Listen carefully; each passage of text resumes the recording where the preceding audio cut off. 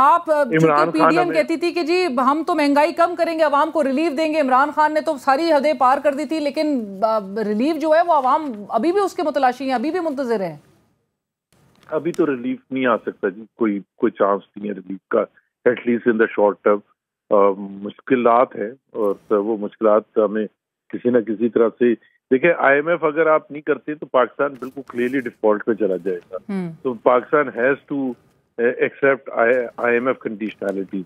As much as possible. ہم نے کوشش کی کہ وہ اتنی سخت نہ ہوں کنڈیشن، لیکن آئی ایم ایف بضد ہے کہ جی یہ کنڈیشنز آپ امپلیمنٹ کریں گے تو آئی ایم ایف کے ساتھ ڈیل ہوگی، آئی ایم ایف کے ساتھ ڈیل ہوگی تو دوسرے ادارے جو ہے فائنینشیل انسٹیٹیوشنز ہوں، ملٹی لیٹرل ایجنسیز ہوں، دوست ممالک ہوں، ان سے پھر ہمیں فورن کرنسی ملنے کا چانس ہوگا، اور یہ پاکستان کے لیے فنڈامنٹل ہے۔ اس وقت آپ کو پتا ہے کہ تقریباً